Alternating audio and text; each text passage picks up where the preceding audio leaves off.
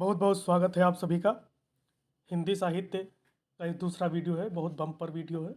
आपको सूचना देते हैं हम, एक इम्पॉर्टेंट सूचना है कि काफ़ी विद्यार्थी ये सोच रहे हैं कि 28 तारीख को यूपी टेट का परीक्षा होगा कि नहीं।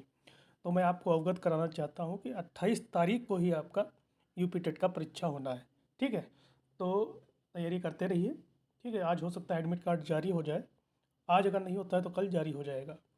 यूपी टेट 28 को ही होगा, कन्फर्म है, 100% है।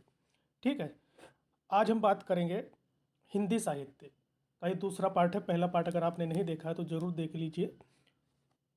ये बहुत इंपॉर्टेंट प्रश्न है, तो इसको ध्यान में जरूर रखिएगा। पहला जो है, अष्टछाप कवि कौन कौन से हैं। ठीक है, तो इसमें दिया हुआ है सूरदास, कुंभदास, परमानंद दास, कृष्णदास, नंददास, स्वामी, गोविंद स्वामी, चतुर्भुज स्वामी। ठीक है, देखिए आपको इनको तैयार करना ही है, ये आप मान के चलिए। एक दो बार अगर आप पढ़ेंगे तो आपका ये तैयार हो जाएगा। ठीक है, कौन कौन से हैं अष्टछाप के कवि? सूरदास, कुंभदास, कुंभन दास, परमानंदन दास, कृष्णदास, नंददास, छिददास, गोविंद स्वामी, चतुर्भुज स्वामी। ठीक है, ये अष्टछाप के कवि हैं। ठीक है, उसके बाद देखते हैं अगला प्रश्न जो है, आचरण की सभ्यता, यह किसकी रचना है या किसका निबंध है? ये काफ़ी इम्पोर्टेंट भी आप कह सकते हैं। तो यह निबंध आचरण की सभ्यता सरदार पूर्ण सिंह का है निबंध। ठीक है, इसके अलावा इनकी जो निबंध है, सच्ची वीरता, मजदूर और प्रेम, कर्तव्य और प्रेम। ठीक है, इसको याद रखिएगा। अगला है, भूषण किस काल के कवि हैं? ठीक है, किस काल के कवि हैं? देखिए मैंने नीचे लिखा हुआ भी है, जिसमें आप बड़ी आसानी से इसे समझने की कोशिश कर सकें। ठीक है, तो रीतिकाल के कवि हैं भूषण जी, महाकवि भूषण। और इनके अलावा जो रीतिकाल के कवि हैं, केशवदास, मतीराम, भिखारीदास, पद्माकर, रसिक गोविंद, बिहारी, घनानंद, रहीम। इसके अलावा अन्य भी हैं, लेकिन ये जो महत्वपूर्ण है ये मैंने आपको बताए हैं। देखिए वीडियो को ज़्यादा से ज़्यादा शेयर किया, अगर आपने पिछला वीडियो नहीं देखा तो ज़रूर देख लीजिएगा। ठीक है, और मैंने 2 वीडियो बाल विकास के डाले हैं, उसमें के जो सारे क्वेश्चन हैं बहुत इंपॉर्टेंट है, क्योंकि ये आपका प्रैक्टिस प्रीवियस ईयर के पेपर हैं और अ, ये बहुत दिन से आए नहीं है, तो हो सकता है संभावना कि इसमें से आपके 2-3 या 4-5 क्वेश्चन फंस जाए। ठीक है, तो ज़रूर उन्हें देखिए।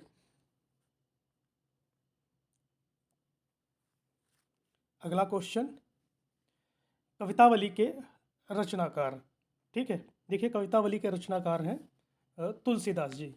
ठीक है, तुलसीदास जी रचनाकार हैं कवितावली के। इसके अलावा इनकी गीतावली, विनय पत्रिका, कृष्ण गीतावली, दोहावली इनकी प्रमुख रचनाएं हैं। ठीक है, और विनय पत्रिका जो है इनकी वह ब्रजभाषा में लिखी गई है। ठीक है, इसको भी आप ध्यान में रखिएगा।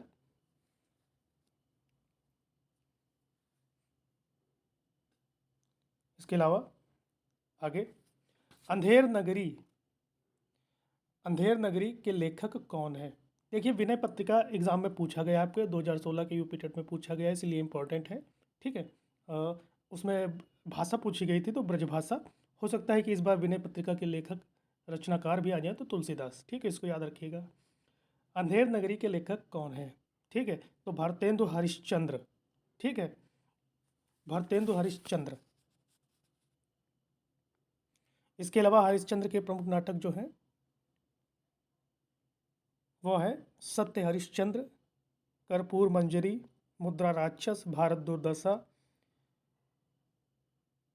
वैदिकी, हिंसा हिंसा ना भवति। ये भारतेंदु हरिश्चंद्र के प्रमुख नाटक हैं। ठीक है, इनको याद रखिए, इंपॉर्टेंट है।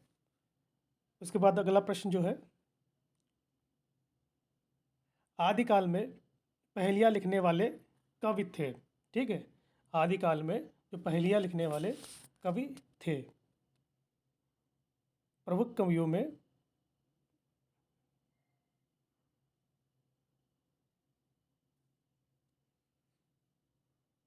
अमीर खुसरो। ठीक है, अमीर खुसरो ने अपनी पहेलियों को खड़ी बोली में लिखा है। ठीक है, इसको याद रखिएगा, समझने की कोशिश करिएगा।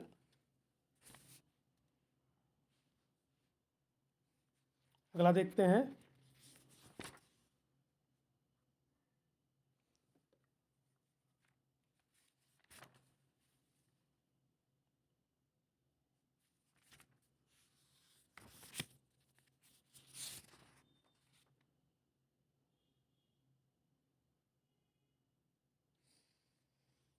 दिख रहा होगा, हिंदी प्रदीप पत्रिका का संपादन किसके द्वारा किया गया?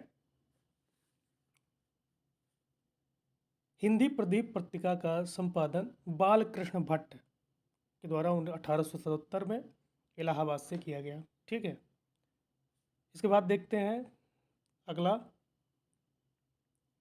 हजारी प्रसाद द्विवेदी जी का निबंध कौन से हैं? निबंध कौन से हैं? तो अशोक के फूल, कुटज, विचार प्रवाह। ठीक है,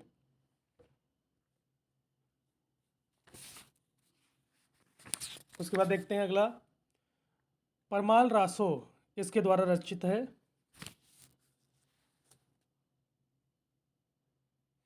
परमाल रासो को आलाकंड के नाम से भी जाना जाता है और काफ़ी प्रसिद्ध भी है। ठीक है, और यह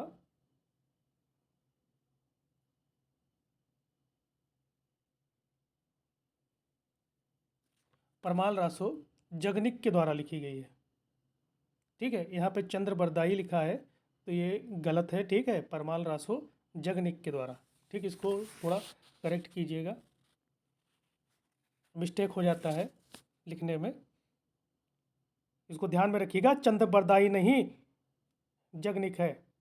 ठीक है, इसके बाद अगला देखते हैं, मृगावती किसकी रचना है? देखिए, मृगावती और राजकुंवर की प्रेम कथा है जिसे कुतुबुन ने लिखी थी। ठीक है, फिर देखते हैं, एक प्रश्न भी है कि रामचरितमानस की भाषा क्या है?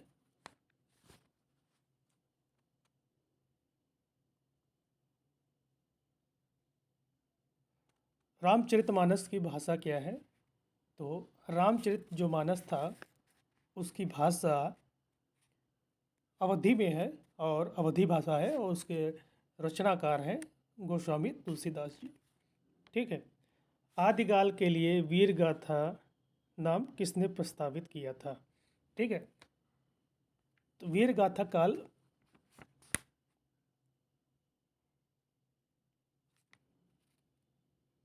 आचार्य रामचंद्र शुक्ल। ठीक है, इसके अलावा आदिकाल के जो प्रमुख नाम थे, राजकुमार वर्मा ने चारण काल कहा, राहुल चक्रत्यायन ने सामंत काल कहा, और आचार्य हजारी प्रसाद द्विवेदी जी के द्वारा आदिकाल ये नाम दिया गया। आनंद कादम्बिनी के संपादक कौन थे?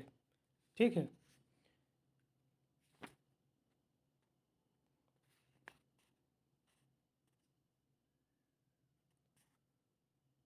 आनंद कादम्बिनी एक मासिक पत्रिका थी और इसके संपादक बद्री नारायण चौधरी प्रेमघन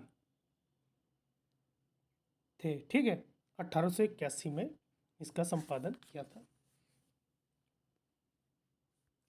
इसके अलावा जो प्रमुख हैं देख लेते हैं, हिंदी साहित्य के आरंभिक काल को आचार्य रामचंद्र शुक्ल ने क्या कहा था?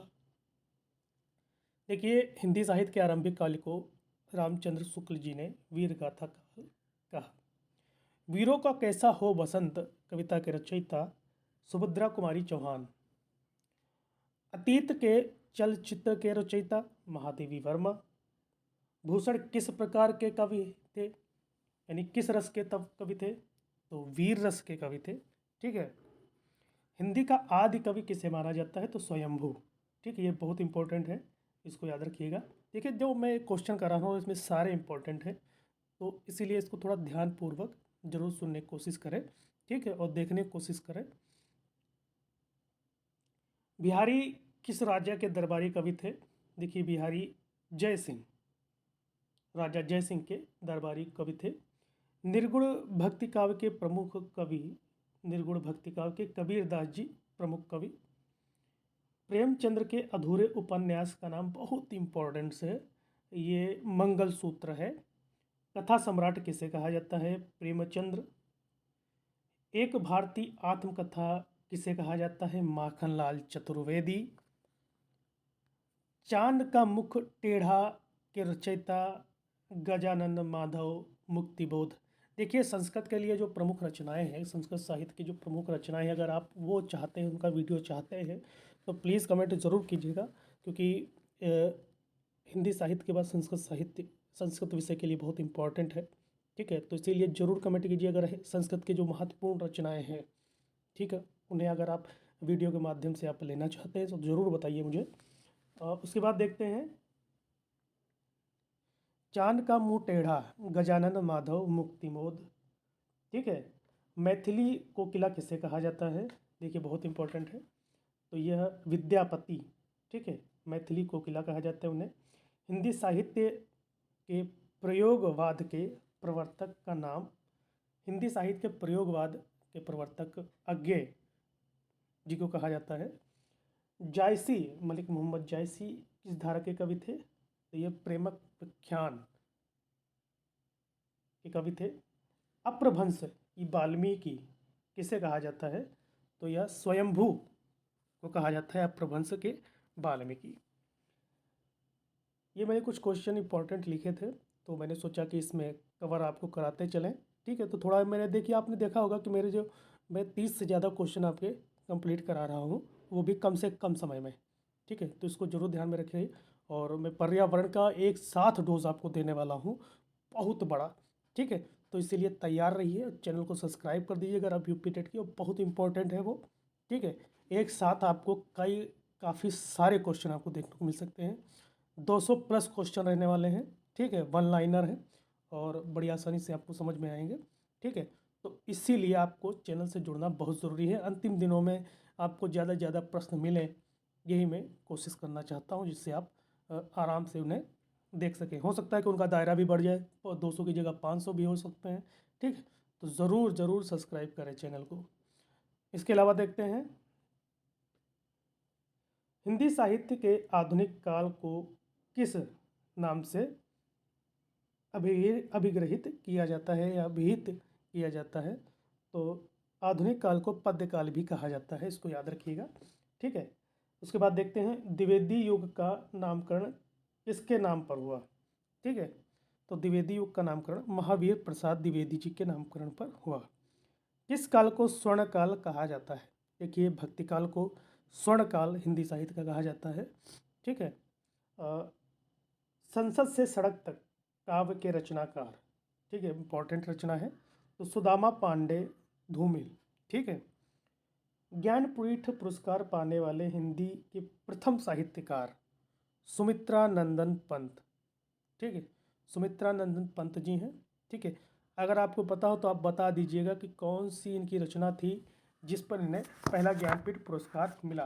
ठीक है, ज़रूर कमेंट करके बताइए, या फिर मैं एक क्वेश्चन के बाद ही आपको बता देता हूँ। ठीक है, बहुत इंपॉर्टेंट रचना है वो। ठीक है, तो पहला ज्ञानपीठ पुरस्कार हिंदी के लिए उन्हें मिला था। ठीक है, और दूसरा मैंने आपको बताया है कि उर्वशी के लिए मिला था। किसे मिला था? मैंने पिछले वाले वीडियो में बताया था, 1972 में दिया गया था रामधारी सिंह दिनकर जी को। ठीक है, उर्वशी के लिए। और सुमित्रा नंदन पंत जी को चिदंबरा के लिए दिया गया था। ये हिंदी साहित्य के प्रथम साहित्यकार थे जिन्होंने ज्ञानपीठ पुरस्कार प्राप्त किया। वर्तमान हिंदी का प्रचलित रूप है। ठीक, वर्तमान में यानी कि इस समय हिंदी का प्रचलित रूप खड़ी बोली है। ठीक है दोस्तों, ये थे कुछ बहुत महत्वपूर्ण प्रश्न हिंदी साहित्य से जुड़े हुए।